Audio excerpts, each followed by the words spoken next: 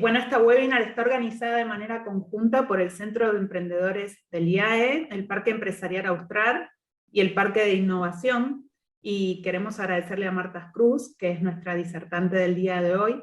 Marta es co-founder y managing partner de XNextTP Ventures, fue presidenta de ARCAP, de la Asociación Argentina de Capital Emprendedor, y profesora de la UBA, de UDESA, de SEADE y de ADEM Business School. Es miembro del board de We Exchange, una iniciativa liderada por el BitLab, es miembro activo de ONU Mujeres, cofundadora de WeInvest, y es la comunidad de mujeres inversionistas con fondo en América Latina y el Caribe, y asesoró en el diseño del Parque de Innovación, y por eso tiene ese cartelito atrás que dice del PI, porque fue parte de quienes ayudó a diseñar lo que próximamente vamos a estar viendo en la ciudad de Buenos Aires. Marta, muchísimas gracias por darnos este espacio a los tres y por ofrecerte a capacitarnos en cómo hacer y cómo avanzar cuando uno tiene un proyecto en distintas etapas y brindarnos tu experiencia de cómo capitalizarlo. Bienvenida y muchas gracias. Gracias, Romy. La verdad que un placer estar esta mañana con ustedes y ver esa foto maravillosa detrás de tu pantalla. Porque estamos viendo que un sueño que se diseñó está volviéndose realidad, ¿no? Y el emprendimiento y el espíritu emprendedor habla un poco de eso, ¿no? De tener un sueño y delinear el camino como para llevarlo a cabo, así que fascinada de que esto sea así. Bueno, básicamente nos pareció que una de las cosas que están ocurriendo en el contexto en este momento es que los grandes titulares de los diarios, los que miramos el diario de lo positivo, digo yo, vemos que están pasando muchas cosas en Latinoamérica, y particularmente en Argentina también están pasando muchas cosas positivas respecto al ecosistema de emprendimiento en cuanto a proyectos espectaculares que se van desarrollando, pero también a la capacidad de esos proyectos de levantar capital.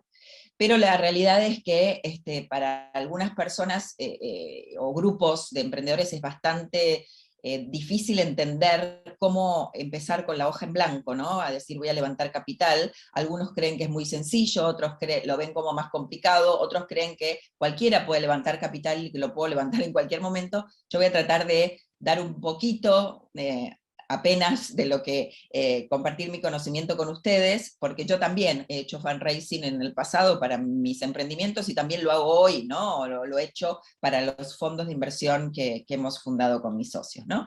Entonces, ustedes Antes van de a ver empezar, acá. Marta, solo quería mencionar que vamos a ver Sí. una presentación tuya y que vamos a dejar un espacio, si quieren ir poniendo en el chat, yo tomo las preguntas, y un espacio final de 15 minutos para responder todas las preguntas al final de tu presentación, ¿sí?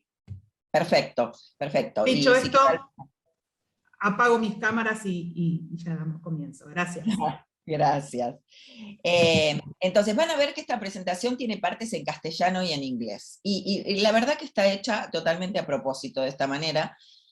¿Por qué? Porque en el mundo del levantamiento de capital, o en el mundo, digamos, de las startups que tienen posibilidades de levantar capital, son aquellas que tienden a ser globales o al menos regionales. Entonces siempre van a tener que tener esta posibilidad de poder hablar con personas que no tengan nuestro mismo lenguaje. Particularmente a mí me ha costado bastante este tema, por lo tanto trato de impulsar a todos a que realmente lo hagan y se esfuercen en hacerlo en forma bilingüe. ¿Por qué? Porque no necesariamente vamos a conseguir capital solamente en Latinoamérica o en Argentina, sino que vamos a tener que ir hacia otras latitudes. Entonces vamos a hablar de la oportunidad, lo que estaba diciendo al inicio, de emprendedores y startups, qué son, qué hacen, quiénes son, cómo levantar capital, cómo alcanzar esta meta, qué es lo que yo aprendí, y un bonus track de algunas cositas adicionales que me parecen importantes destacar. Entonces, si vamos a hablar de la oportunidad, consideremos que en toda Latinoamérica hay 600 millones de personas distribuidas en 20 países diferentes, y que en conjunto el GDP es de 5 o 7 trillones de dólares. Y además, sumado a esto, tenemos una gran cantidad de estas personas que están insatisfechas, que no pueden resolver un montón de problemas que existen en todos los países y que hay en común en varios de los países, y muchas empresas de todos los tamaños, desde microempresas hasta grandes empresas, que no pueden lograr la transformación digital necesaria para abastecer a este nuevo tipo de consumidor, a esta cantidad de población, en todos los sectores, desde alimentos hasta educación, pasando por lo que tiene que ver con tecnologías para el mercado financiero, y podría así, ahí nombrar infinidad de sectores. Y empiezan a aparecer noticias en donde decimos, wow, qué oportunidad. Antes de ayer, TechCrunch, que es una publicación de nuestro ecosistema que les sugiero seguir, tiene noticias y contenidos muy interesantes de nuestro mercado, vuelve a comprometer $3 billion en su fondo, enfocado específicamente a compañías de Latinoamérica basadas en tecnología. El mismo tipo de inversiones que hacemos nosotros desde NXTP Venture. O sea, nos enfocamos en startup de base tecnológica para el mercado, nosotros en el B2B específicamente, pero bueno, también puede ser de base tecnológica B2C para otros fondos. Si bajamos desde esa noticia de SoftBank y vamos abriendo un poquito más, además acá esto es una plantilla que ha hecho una emprendedora e inversora peruana que vive en Europa y que investiga mucho acerca del mundo de las inversiones en Latinoamérica. Tenemos estos fondos que están los locales, ¿no? Como CASEC, que bueno, nació en Argentina, Monagis en Brasil, Dalus en México, el VP en México, nosotros que nacimos en Argentina, pero obviamente somos regionales, y así podría nombrar todos, más los otros extranjeros que están muy abocados a Latinoamérica, lo cual esto es sumamente importante y bueno, cuando siempre hablamos, tenemos que atraer capital a los países de Latinoamérica, y ya vemos que acá tenemos más de una docena de fondos que ya están viniendo a la región para invertir. Ahora, si vemos todo el mapa de inversores activos, de venture capital activos por países, fíjense lo que es la cantidad de fondos que hoy están interesados en invertir en compañías que estén solucionando problemas de Latinoamérica, para Latinoamérica y a través de la tecnología.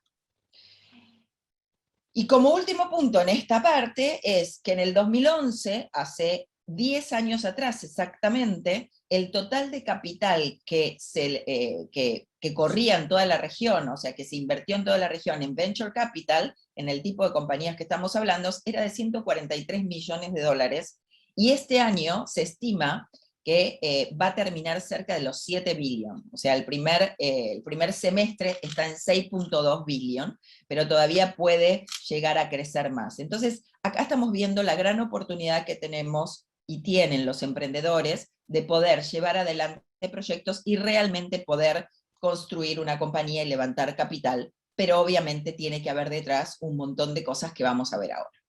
Entonces, para entender un poquito quiénes son los emprendedores y qué es una startup, ¿no? La realidad es que ustedes, los emprendedores, son los verdaderos héroes de toda esta historia. O sea, los inversores analizamos los sectores, vemos los equipos fundadores, analizamos si nosotros podemos ayudarlo, además de con el dinero, con todo nuestro conocimiento, pero los que llevan adelante el proyecto son los emprendedores. Acá tenemos 3 emprendedores argentinos: Emiliano Kargerman, que es el fundador de Satellogic, una compañía de nanosatélites que está por salir a la bolsa en breve.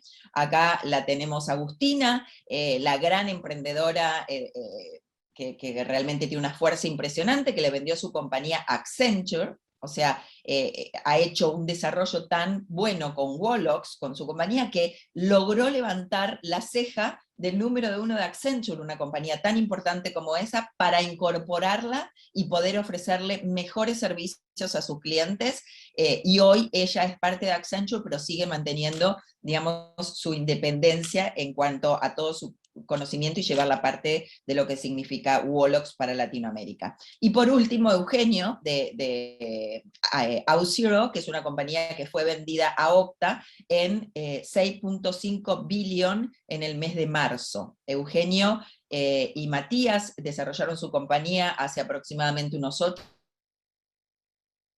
o 9 años, luego se expandieron rápidamente a nivel global. Pero cuando vamos a hablar de los startups, lo primero que tenemos que entender es que una startup no es una versión pequeñita de una pyme, o no es una versión pequeñita de una gran compañía, sino que es un proyecto que básicamente lo que está haciendo está en una etapa de experimentación.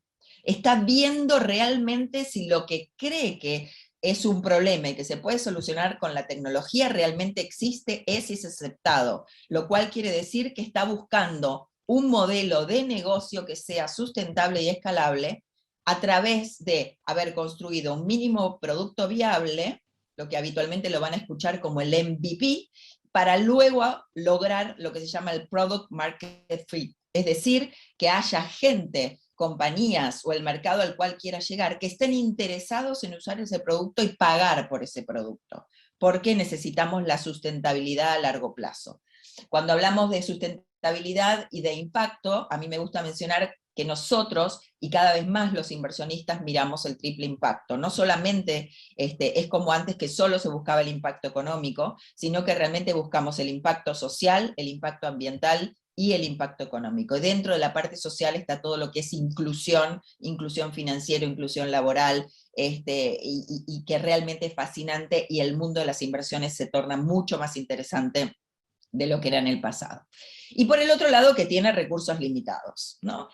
Entonces, si vamos a las diferentes etapas que tiene un emprendimiento, y donde necesita diferentes cantidades de dinero para poder llevar adelante este proyecto y pasar ese valle de la muerte, nos encontramos que al principio tenemos una idea, ¿no? Un concepto, como decimos, un business plan, pero realmente hoy hablar del business plan es algo estático, no lo consideramos mayormente. En general, empezamos con esta idea que la empiezan a modelar, y a medida que van desarrollando el MVP, empiezan a necesitar dinero, y cada vez más dinero, porque están desarrollando el producto. Luego tienen que hacer, en paralelo, en general se hace la prueba del modelo del negocio, y entonces necesito medios para poner o fuerza de ventas, o algún tipo de tecnología adicional para poder hacer ventas masivas, o advertising o lo que sea, y ahí es donde posiblemente empiezo a tener algunos ingresos, empiezo a necesitar un poco menos de dinero, pero hay momentos en donde sí se necesita inversión. Ahora bien, la mala noticia es que en este valle de la muerte, el 90% de las compañías, o mejor dicho, de las startups, desaparece. ¿Por qué desaparece? Y porque no pudo encontrar el modelo de negocio, no pudo encontrar el product market fit, y tampoco puede encontrar un inversor que apueste por ese equipo fundador. Ahora, con nuestras nuevas metodologías de acompañamiento a los inversores, a los emprendedores por parte de los inversionistas, ese valle de la muerte tiende a ser mucho más liviano y empieza a bajar la tasa de mortalidad. Nosotros, a través de nuestro fondo, hemos bajado esa tasa de 9 de cada 10 emprendimientos en etapa temprana desaparecen a 5 de cada 10, con lo cual esto es importante considerarlo. ¿Por qué? Porque tenemos que pensar, y les doy una palabrita, en inversores de capital inteligente, no en inversores solamente financieros. Entonces acá tenemos este gráfico. Esto es un gráfico que rescaté de Startupeable, es una plataforma que les sugiero que ingresen y que vean todos los contenidos que tienen, porque son espectaculares para los emprendedores en todas las etapas, en donde muestra claramente dónde está, digamos, cada etapa y a quién deberíamos estar tocándole la puerta para levantar capital. Entonces tenemos la parte presemilla, que es cuando estoy en la etapa de ideación y desarrollo del mínimo producto viable, y así vamos subiendo a la etapa semilla, la preserie A la serie A, B, C y D, que son las series más importantes, y que ahí indiscutiblemente tienen que intervenir fondos internacionales, porque no es suficiente el capital local, sobre todo aquí en Argentina, para que puedan apoyar en esas etapas. Entonces, la primera etapa, hasta la parte de pre-serie A, las aceleradoras, los inversores ángeles, los family and friends, son realmente muy relevantes, junto con los venture capital, que yo los llamo los micro VC, son muy importantes en esta etapa, y luego ya empieza en otras ligas, se empieza a jugar, y ya son fondos de venture capital mucho más desarrollados, que manejan muchísimo más dinero, y que también hacen otros procesos, inclusive de money, en donde ahí ya se produce la venta de una parte o toda de la compañía, y en donde el emprendedor empieza a dejar posiblemente tener su mayoría y después ya salir al mercado público, ¿no? Pero cuando vamos y decimos, bueno, pero ¿qué miran, ¿no? Estos inversores en cada una de las etapas? Y básicamente lo que se mira, fíjense, el amarillo es el equipo, el verde es el producto y el celeste es el mercado. Qué curioso, ¿no? Pero en todas las etapas el equipo es relevante. O sea, que en una serie B el equipo siga teniendo la misma preponderancia que el producto y el mercado no es poca cosa. Pero verán que en la primera parte, es la ronda seed y pre-seed, el equipo es lo que más miramos. El producto y el mercado por ahí no está tan wow, pero vemos que es un equipo que con esa idea podemos acompañarlo a que vaya modelando, posiblemente se puede hacer algún tipo de pivot y puede hacer un súper buen proyecto. Entonces, hasta acá lo que dijimos es, hay una gran oportunidad, hay fondos disponibles en Latinoamérica que están interesados en invertir en compañías que se estén desarrollando en nuestro país. Los emprendedores son ustedes las estrellas, los emprendimientos están en etapa de experimentación y búsqueda del modelo de negocio, y sabemos que en el momento de mayor estrés es en la primera parte del desarrollo, en donde necesitamos esos family friends o los micro VC o las aceleradoras para poder tener ese primer capital. Pero entonces pensemos, ahora vamos a ver cuándo levantar capital, ¿no? ¿Cuándo lo levantamos? ¿Cuando lo necesito? ¿O lo levanto también en momentos en que no necesariamente lo necesito porque tengo caja y el capital para lo que me serviría es para ser validado por un inversor sofisticado que además me puede ayudar a explotar a nivel global? Entonces acá vemos compañías que seguramente algunos de ustedes habrán visto en las noticias. Mural, que cerró una ronda de inversión de 118 millones para perfeccionar el producto y la usabilidad del producto. Ahí estos emprendedores empezaron hace 8 años también, emprendedores argentinos, salieron, inclusive creo que no sé si no pasaron por Naves, al igual que Tienda Nube, los emprendedores de Tienda Nube. Ellos tuvieron sucesivas rondas de inversión y necesariamente, al principio hubo como una necesidad por ahí más relevante, después fue mucho más para hacer crecer la compañía y explotarla a ser una compañía global. En el caso de Ualá, increíble, una compañía que nació en Argentina, que solo, hasta el momento de recibir las primeras rondas, solo estaba en Argentina y recibió fondos extranjeros en grandes volúmenes y pudo hacer el desarrollo que está haciendo en este momento, y en donde en este caso también tiene un componente de impacto muy interesante. Y luego vamos a este caso, ¿no? Y que es bien claro, Tienda Nube, que ellos sí salieron de Naves, nosotros los conocimos en una final de Naves, en menos de 5 meses levantaron una segunda ronda de inversión. O sea, en 5 meses no necesitaban a los 5 meses esa ronda, pero tampoco era imperioso volver a recibir una ronda de capital a los 3 meses siguientes y transformarse en una compañía de $3 billion. Pero acá realmente hay un súper equipo, hay una súper propuesta de valor, hay un impacto impresionante y hay fondos que entendieron que pueden ayudar a esa startup a crecer mucho más aceleradamente si les inyectaban capital y además las vinculan con el resto de las compañías que tienen en su portfolio, porque los inversores también hacemos estrategia de portfolio para entrecruzar negocios entre los startups y que puede potenciarlos de una manera increíble que así, que estando solos no lo podrían lograr. Entonces vamos específicamente aquí, yo sé que del otro lado siempre quieren como cosas muy concretas, cuándo, cuánto y de quién. En la etapa del sueño, de la ideación, la realidad es que el dinero viene de los fundadores y de los family, friends and fools, como decimos habitualmente, que son los que dicen, uy, mi hijo, mi yerno, mi amigo, mi primo, mi compañero de clase está haciendo esto, es un crack el pibe, vamos a poner algo de capital para que pueda desarrollarlo, y es poco capital el que se solicita. En general en esa etapa son 2 o 3 o 4 a lo sumo que ponen pequeños montos de capital para desarrollar, en general son con notas convertibles.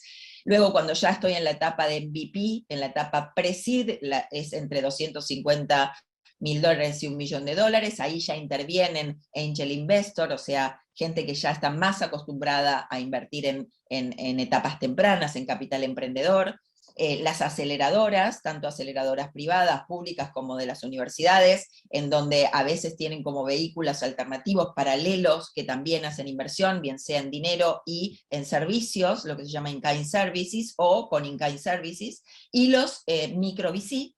Luego, cuando yo estoy en la etapa seed, es cuando estoy haciendo el product market fit, estoy viendo si realmente puedo convertir a ese usuario gratuito en pago, por ejemplo, tanto un consumidor final como una compañía, y ya cuando pasamos a serie B, A y B, ya tienen, siguen probando el product market fit, pero casi ya está aprobado, y casi están en la serie B en break-even, y ahí sí ya estoy en estos montos entre 4 a 10 millones y de 10 a 25, y ya son VCs que invierten en esta etapa, para luego pasar a los VC de late stage y al IPO, que ya ahí estamos hablando de más de 25, 30, 100 millones, ¿no?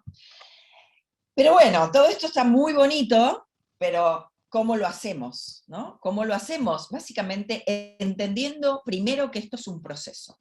Así como definimos procesos de desarrollo de productos, definimos procesos de desarrollo de mercado, procesos de ventas, lo que sea, esto también es un proceso. Entonces, una vez que entendemos que esto es un proceso, tenemos que entender que detrás hay un montón de materiales que tengo que desarrollar. Entonces, estos materiales no son taxativos, ¿no? Algunos puede agregar algún otro tipo de cosa, pero en general necesito tener listo el pitch, que es esto que decimos el elevator pitch, el pitch de 3 minutos, el pitch más largo, tener un one-pager, ¿no? Una página en donde explico específicamente lo que hago, y ahora vamos a ver un ejemplo para entregarlo inmediatamente que estoy, después de que he hablado con algún posible interesado en mi startup. Un deck teaser, esto es una presentación teaser, o sea, una presentación corta, resumida, otro deck mucho más desarrollado, y luego documentación que se va a poner en algo que se llama Data Room, que es como una gran carpeta que se comparte con las personas que nosotros queremos, en donde va toda la documentación relacionada a la compañía, a las condiciones de inversión y demás, una base de datos de inversores potenciales que esté soportada sobre un CRM, un email de presentación para introducirme con inversores.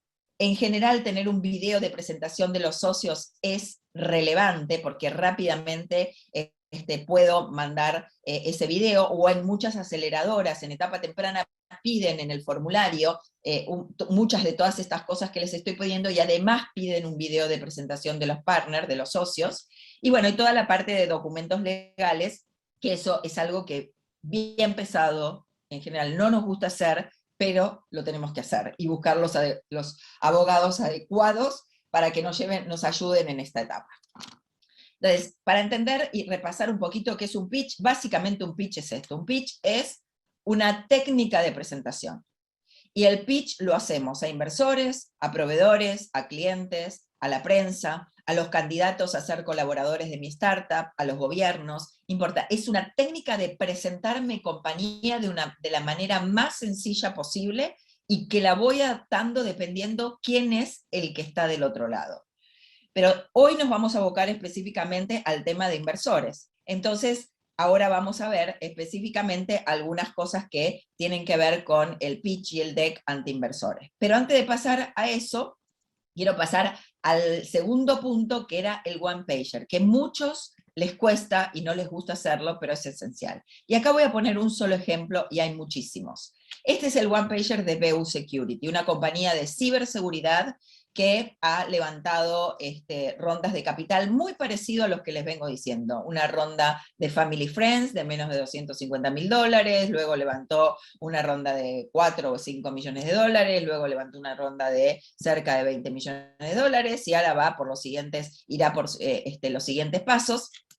Y básicamente lo que hace aquí es contar qué es lo que hacen, cuál es la propuesta de valor. Fíjense que muy claramente, con un producto tan poco sexy como la ciberseguridad, dice que básicamente ellos quieren solucionar el tema del fraude, la prevención del fraude y la protección de la identidad con 4 líneas de productos, que están en 22 países, que tienen 13 años de experiencia, que este es su crecimiento en términos de revenue total de valor de la compañía y cómo van creciendo, que tienen una ventaja competitiva que los hace bien diferentes al resto de sus competidores y que es muy difícil de poder desarrollarla en el corto plazo, que estaban buscando una ronda de capital, que hicieron una ronda de capital en el 2016, que hicieron su ronda de capital en el 2000, en años siguientes,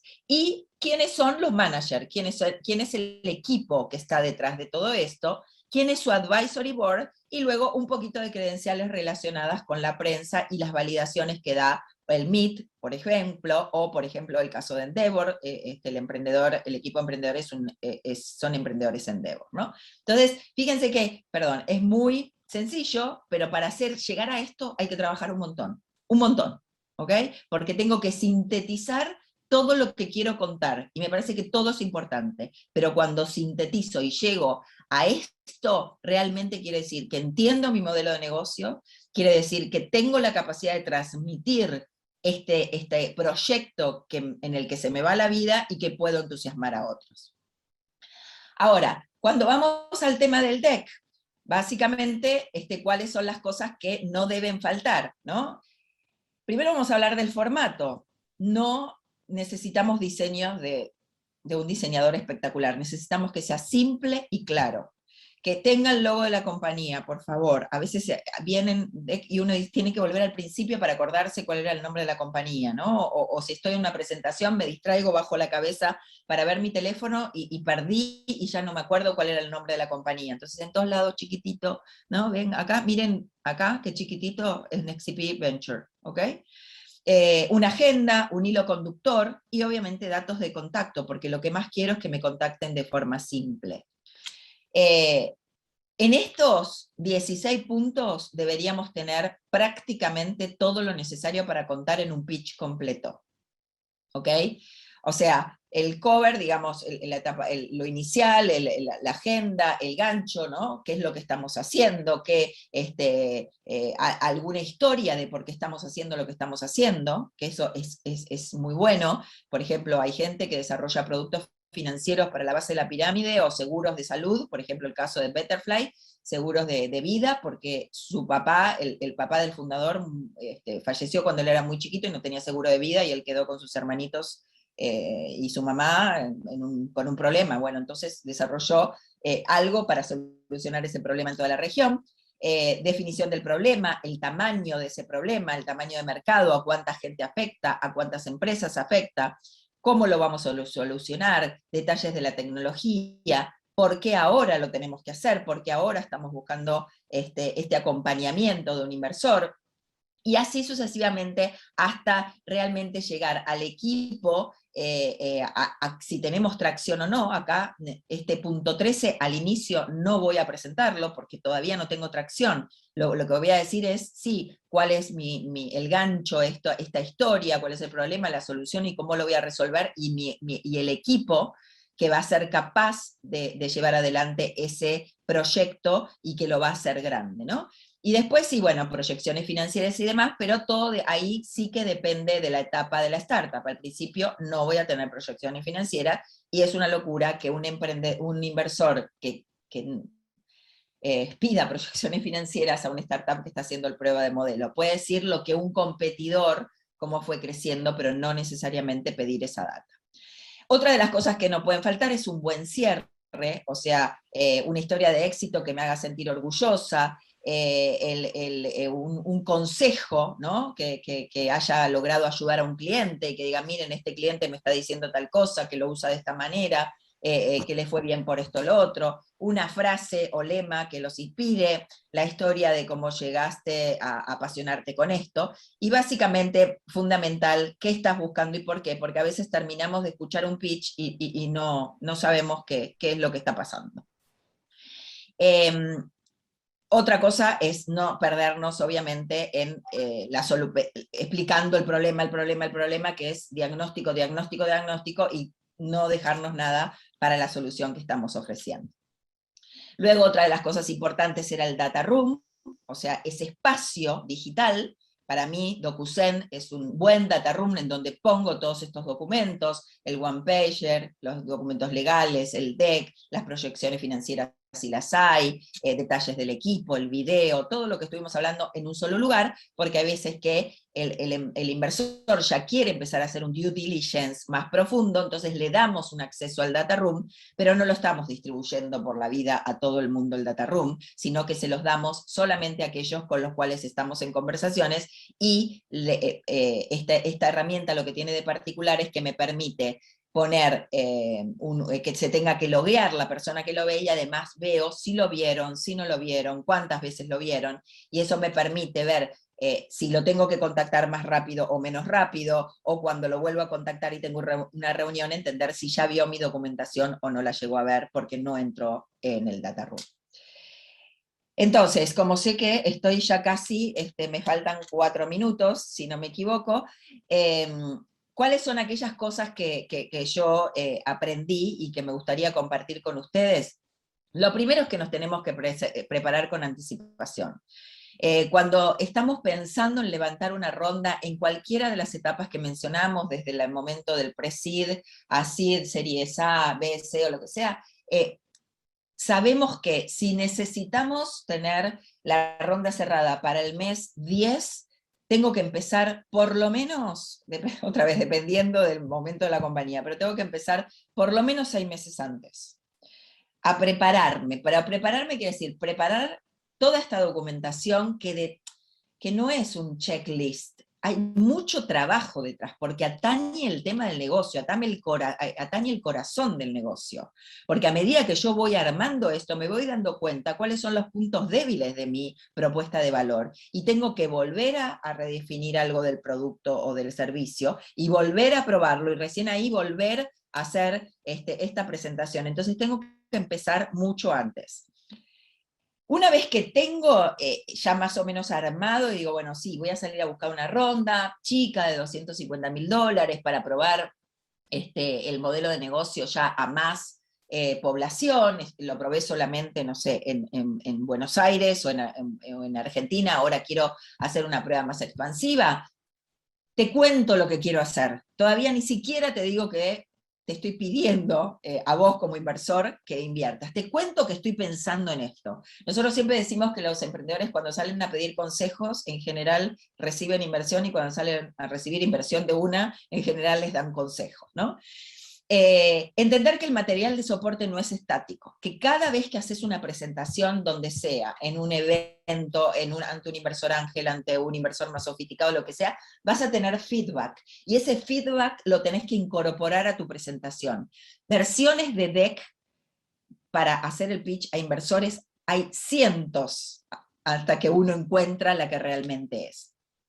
Por el otro lado, cuando me contacto con los inversores, evitar el email en frío. O sea, siempre traten de utilizar su network para que los presenten y que no lleguen de esa manera tan alejada, porque recibimos cientos de propuestas todos los días. Y la verdad que a las primeras que uno le da prioridad, a las que les da prioridad, son aquellas que vienen presentados por alguien, por un emprendedor que ya invertimos, por un emprendedor de nuestro network, por otro inversor, por alguien de la universidad, por alguien con quien tengamos contacto.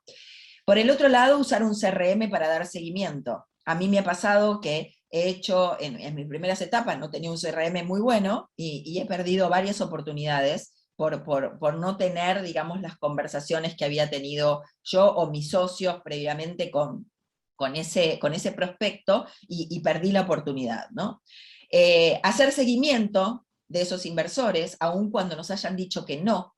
O sea, no nos gusta cuando, a pesar de que decimos que no, nos gusta cuando nos dicen, bueno, pero ¿te puedo mantener actualizado de todos modos de cómo voy avanzando? Sí, por supuesto, ¿no? Manténme actualizado, y realmente nosotros miramos cómo van avanzando, y posiblemente ese inversor puede tener interés en etapas más adelante, porque su tesis de inversión no invierte en etapas tan tempranas, que ahora voy a hacer un apartadito en eso.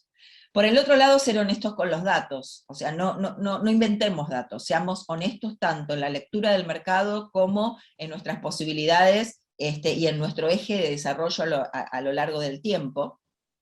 Anticiparnos a las preguntas más frecuentes, o sea, a medida que voy presentando, veo que hay preguntas frecuentes, y cuando hay preguntas muy frecuentes es o porque no lo estoy explicando bien, o porque no lo estoy convenciendo, digamos, lo explico pero no convenzo, no me creen que yo puedo llevar adelante tal o cual cosa. Entonces veamos, ¿no?, cómo manejamos esas objeciones de alguna manera, que es lo mismo que hablamos en los procesos de venta.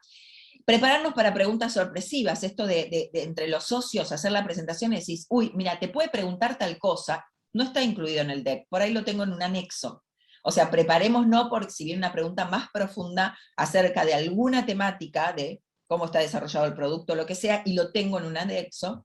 Saber que se requiere en el proceso de fundraising dedicación full time, por eso es tan importante de que exista un equipo fundador, porque mientras un equipo sigue trabajando con el desarrollo del producto, el desarrollo del mercado, o atendiendo clientes, mejorando la usabilidad, etcétera, etcétera, hay uno que se está ocupando específicamente de el fundraising. Por eso cuando hay un solo fundador, eso se complica bastante, a menos que tenga un súper equipo de gerentes, que en general no ocurre, porque en etapas tempranas no se puede pagar salarios tampoco muy altos para tomar gente con mucho seniority. Y por el otro lado, entender que no, cuando un inversor dice que no, no quiere decir de que este proyecto, tu proyecto sea inviable. Tiene que ver con otras cosas, que ahora vamos a decir, ¿no? Ahora les voy a comentar. Y por último, ensayar, ensayar, ensayar. Inclusive frente al espejo. O sea, recuerdo muy bien emprendedores que hoy son muy exitosos, y algunos los nombré aquí, que sus primeras presentaciones eran con la mano en los bolsillos y con una cara de sufrimiento que no se podía creer. Cuando terminaba el pitch, terminó el pitch, le dije, perdóname, ¿a vos te gusta lo que haces? Me encanta. Bueno, ¿y por qué no se lo mostrás a tu cara? ¿No? O sea, disfrutá de este momento que estás presentando tu proyecto. Y para eso tenemos que ensayar y nos tenemos que ver, básicamente, cómo estamos utilizando nuestro body language. Y por último, para terminar, entendamos que hay diferentes tipos de inversores, muy distintos. Si vamos al tema específicamente ya de inversores al inicio, podemos encontrarnos con inversores financieros que creen que porque ponen 10, $100 en un emprendimiento, te preguntan cuánto vas a tener de rentabilidad o de tasa interna de retorno. No tengo idea, obviamente. Esto es una inversión de capital emprendedor. A mí no me gusta hablar de inversión de capital de riesgo. Por el otro lado, si estoy en etapas más avanzadas, tengan en cuenta que no todos los inversores van a ser para ustedes. ¿Por qué? Porque hay diferentes tipos de fondos con diferentes tesis de inversión, que buscan diferentes geografías. Algunos dicen todo Latinoamérica, otros dicen solo Brasil, otros dicen costa oeste de Latinoamérica, otros dicen Caribe y Centroamérica, otros dicen solo B2C, otros como nosotros decimos solo B2C, software as a service, logística, tecnología para la logística, fintech para las entidades financieras, no para el consumidor final, otros biotecnología, etcétera, etcétera. Entonces no perdamos tiempo en tocarle la puerta a las que no son el target. Esto es, como les decía, es un proceso. Así como buscamos el segmento de clientes, tenemos que buscar el segmento de inversores. Por el otro lado, entender que cuando tenemos un inversor, no es el que va a manejar nuestro negocio. El día a día lo manejamos nosotros. Ellos son nuestros mentores, ellos son nuestros coach, ellos son aquellos que tienen mucha experiencia en algún sector y nos pueden contribuir un montón en nuestro emprendimiento. Por el otro lado, manejen muy bien los números y los KPI. A veces decimos más o menos. No, si no lo sé, no digo más o menos. Es preferible decir, no ponerlo o no decirlo que decir más o menos. Hacer presentaciones honestas cuando algo no va bien o cuando algo tengo una debilidad, decirlo, y por eso estoy buscando capital, porque necesito incorporar un nuevo CTO para desarrollar la plataforma mejor, y por eso estoy buscando capital. Tengo una debilidad, busco capital para solucionar esa debilidad. Además, formar equipos que tengan diversidad de género, tanto en de género y de especialidades, no tanto en el equipo fundador como en el equipo que trabaja en la startup, porque de todos ellos vamos a obtener una mirada diferente y va a enriquecer absolutamente todo lo que hagamos. Y por último, cuando definan el proyecto que quieren desarrollar o que están desarrollando, fíjense cuál es el propósito que persiguen, porque desarrollar proyectos sin propósito hoy y en el futuro no van a ser atractivos, ni para los que lo hacemos, ni para aquellos que invertimos en emprendimientos. Realmente lo que buscamos es invertir en aquellos emprendimientos que estén solucionando lo que necesita toda nuestra región, lo que necesitan todos los países para salir de los estadios en los que estamos, de pobreza, de falta de educación, de falta de salud, y una chorrera de cosas que le puedo contar, y esto se logra a través de pensar cuáles son los objetivos de desarrollo sustentable que yo toco con el proyecto que desarrollo, y buscar inversores que realmente aprecien este tipo de desarrollos. Así que muchas gracias. Marta, muchísimas gracias. Recién compartíamos con las chicas la claridad meridional que pusiste en esta presentación, y cómo te agradezco que hayas compartido cosas tan concretas, ¿no? de esos puntos que no pueden faltar cuando uno presenta. Y también, bueno, la gente está agradeciendo y contentos con tu presentación, y hay muchas preguntas, así que sin perder más tiempo yo voy a empezar a comentarte algunas de las preguntas. ¿Sí? Para que vos vayas respondiendo. Bueno, la primera es de Esteban Neville, que dice: ¿qué pasa con organizaciones ambidiestras cuya idea de negocio nace dentro de una compañía establecida? Ok, entiendo que me está preguntando como un proyecto que lo hizo un intrapreneur, ¿no? O sea, creo que es eso.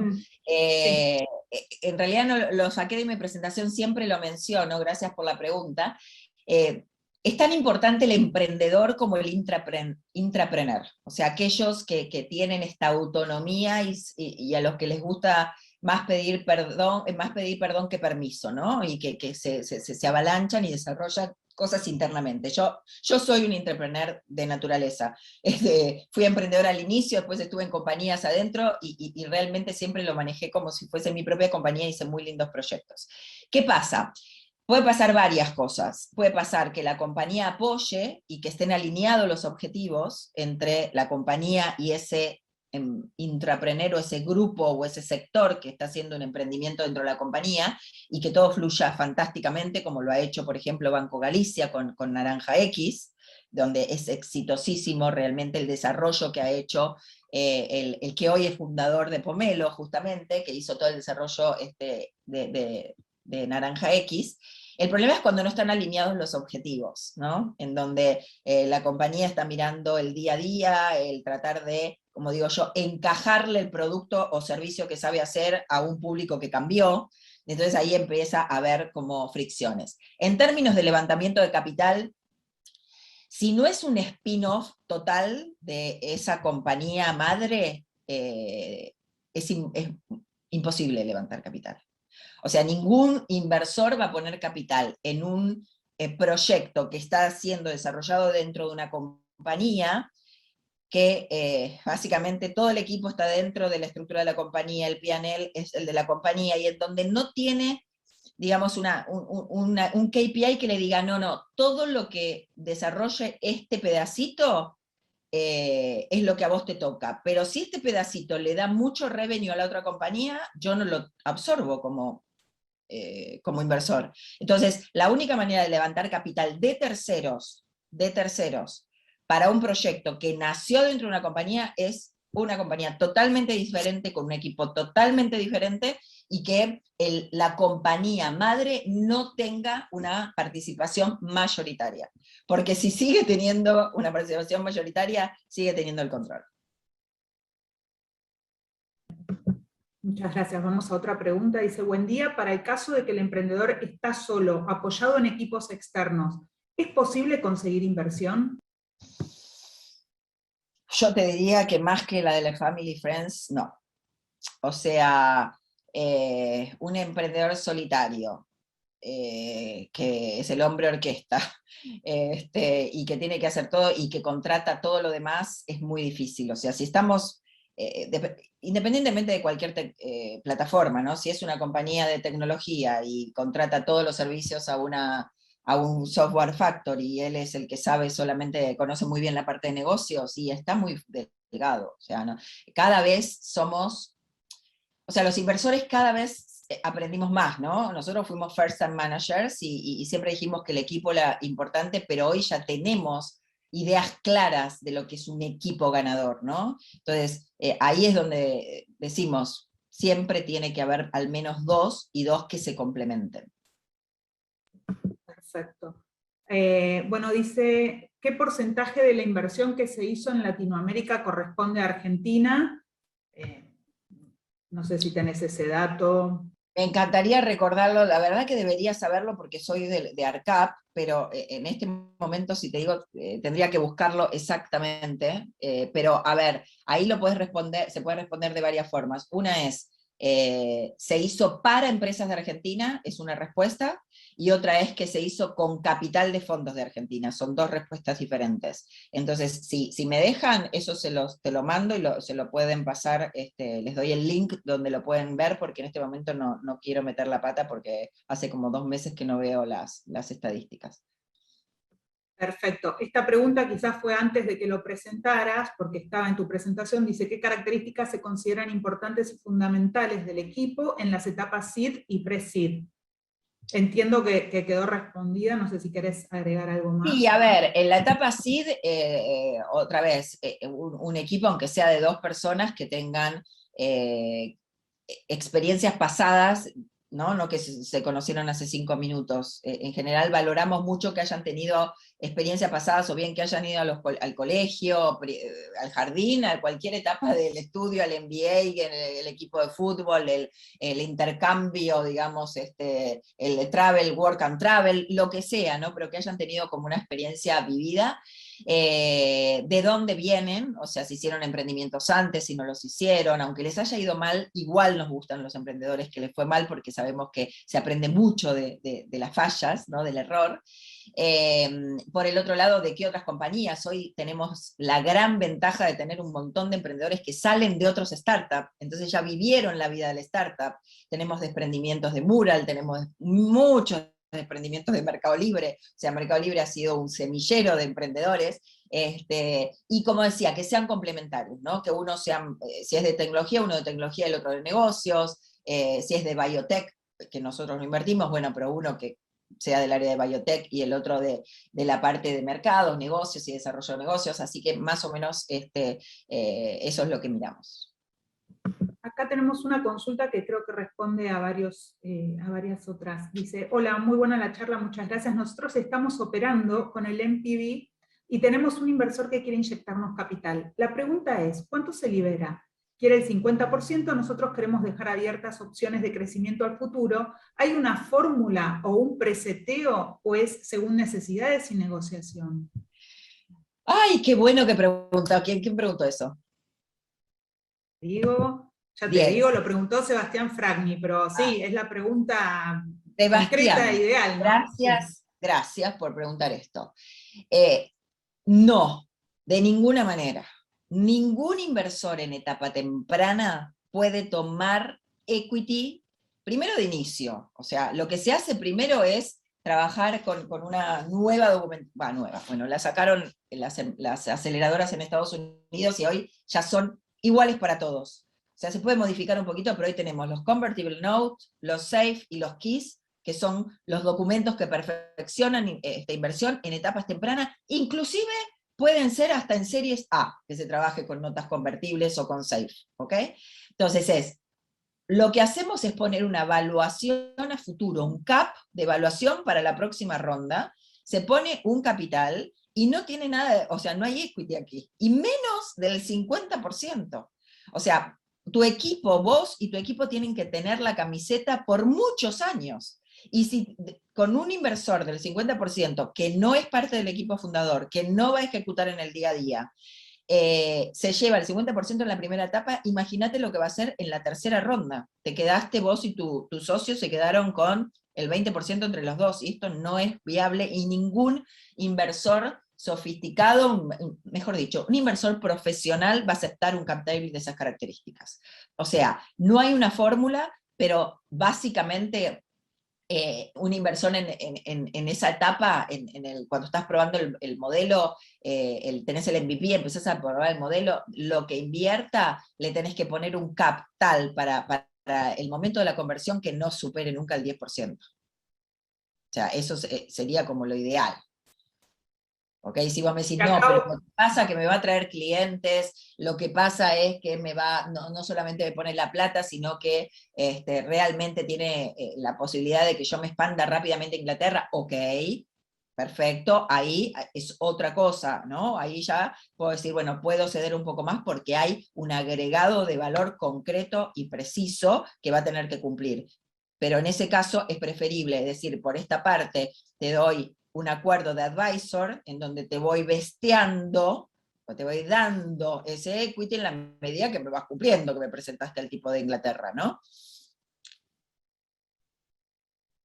Genial, y con esto volvemos a ese punto que habías hecho en tu presentación de la diferencia entre los inversores de capital inteligente versus los inversores financieros, ¿no?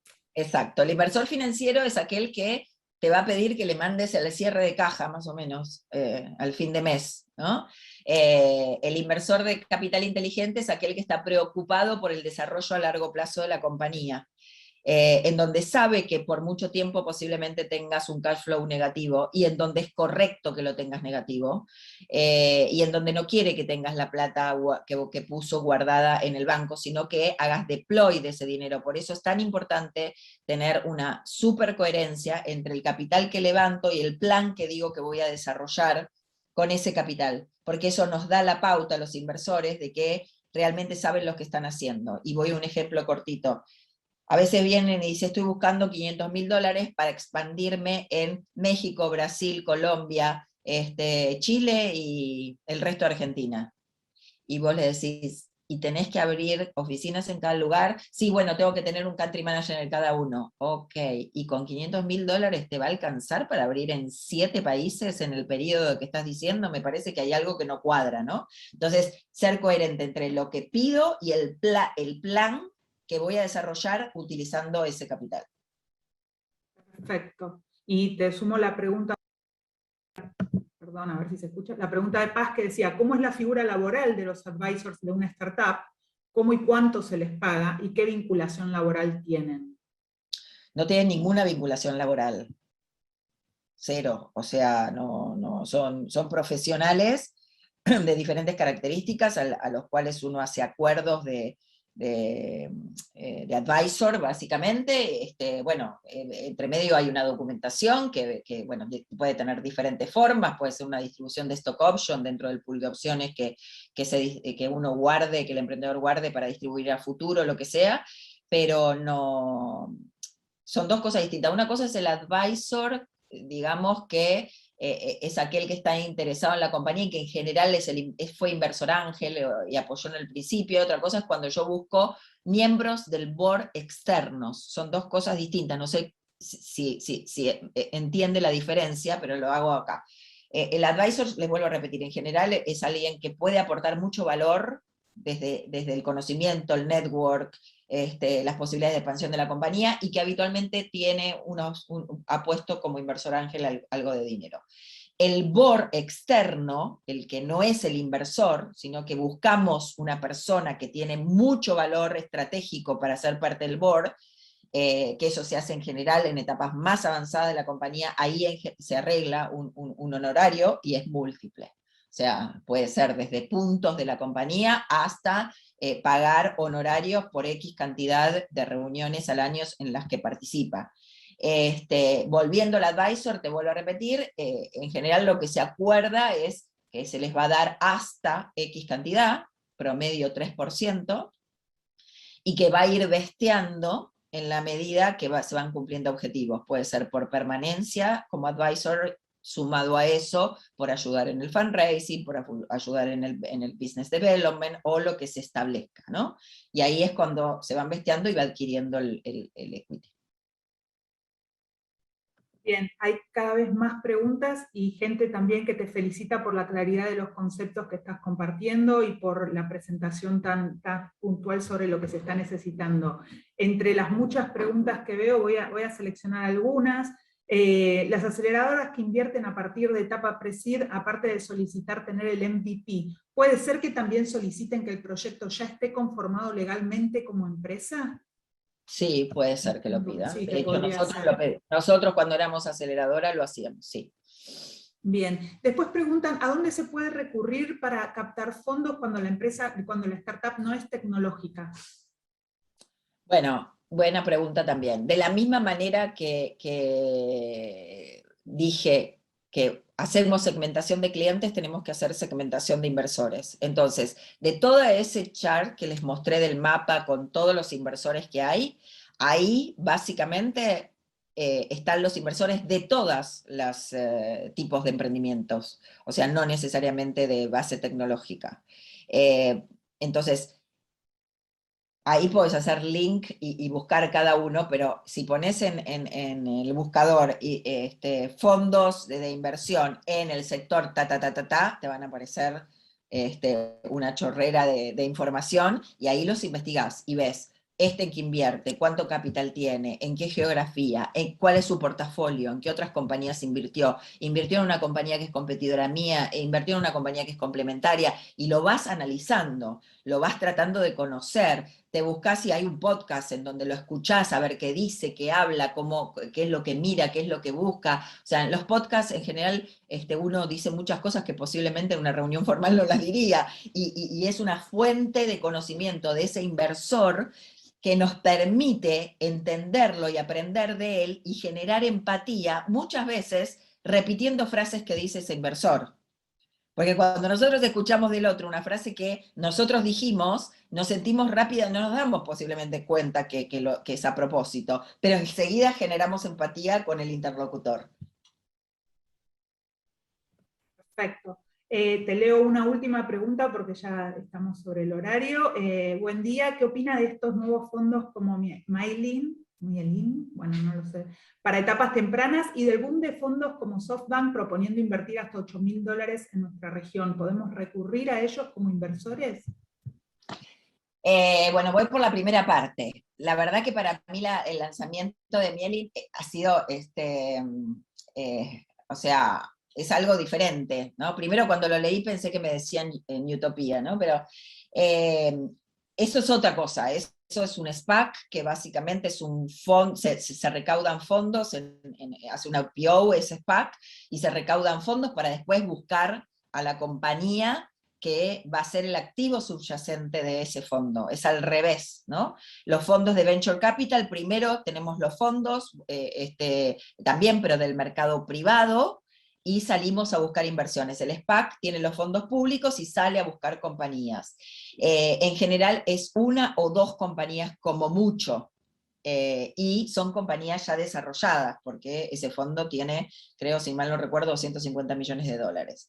Por el lado de SoftBank, sí lo podés contactar, pero siempre y cuando estés dentro de las etapas en las que invierte SoftBank. O sea, SoftBank no está invirtiendo en etapa early stage, está invirtiendo con el modelo de negocio un poco más probado. Entonces, es la misma contestación de antes: estudien los fondos, etapas, geografías, ticket promedio. O sea, hay muchos que te dicen, yo no invierto, mi ticket es entre $500.000 y 2 millones. Y vos decís, uy, no, pero yo estoy levantando 50, y bueno, ya no puedo ir, ¿no? Ya no es mi target. Y otros te dicen, yo no quiero liderar la ronda. Y vos decís, yo levanto 2 millones y ellos quieren poner 2 millones y no quieren liderar. Uy, bueno, tampoco, ¿no? Entonces, es toda una matemática que hay que ir haciendo en función a entender la tesis. Acá, para terminar, me tientan mucho las preguntas que hay. Eduardo Brown, que además de felicitarte, dice, ¿cuán importante es la cultura de la compañía y cómo hacen para evaluar cuán buena es esa cultura? Ay, Eduardo, qué bueno que estés aquí, qué compromiso que estés del otro lado escuchando. Muy buena tu pregunta, como siempre. Es muy importante la cultura y realmente, a ver, cuando hablamos del equipo, ¿no? Cuando digo lo más importante del equipo tiene que ver con eso, cuando decimos de dónde vienen, qué hicieron juntos, eso nos transparentan valores, ¿no? Y esto nos define en lo que decía el emprendedor con propósito. El emprendedor con propósito es un emprendedor con valores, y a partir de los valores también se genera la cultura, ¿no?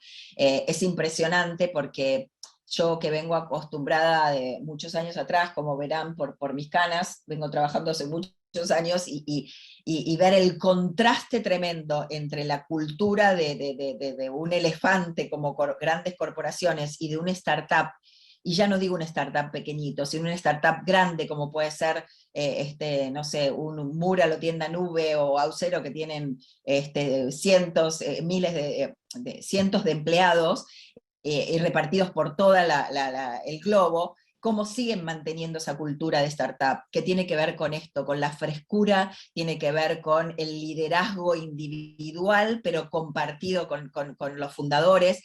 Así que nosotros lo consideramos, y lo consideramos mucho, y te digo más, creo que es el primer filtro que nos hace decir muy rápido que no, ¿no?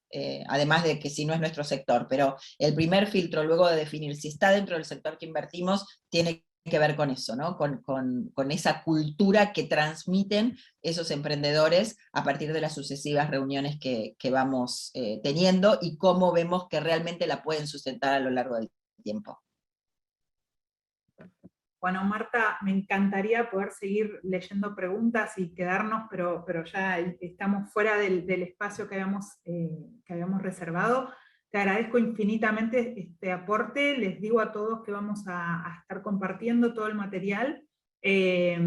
Muchísimas gracias. Creo que por delante tenemos que sí o sí trabajar en un panel para hablarle a los que quieren invertir en estos proyectos, ¿no? ¿Cómo hacer, cómo buscar los medios para tener este tipo de inversiones dentro de las opciones que uno siempre piensa, y que la verdad es que por este lado generalmente no suelen ir. Así que viendo toda esta movida, seguramente es un buen aspecto para analizar. Gracias nuevamente por este espacio, gracias por todo el apoyo que venís haciendo en este ámbito de emprendedores y por todo este conocimiento que tan desinteresadamente nos compartís. A ustedes, muchas gracias, y estoy muy feliz porque realmente hay muchas oportunidades desde nuestro país para toda la región, y me sigue encantando haber tenido la posibilidad de vivir en esta época. Qué bueno. Bueno, muchas gracias, y gracias a todos los que se sumaron. Bye, bye. Chao, Estamos chao. viendo. Hasta luego. Chao.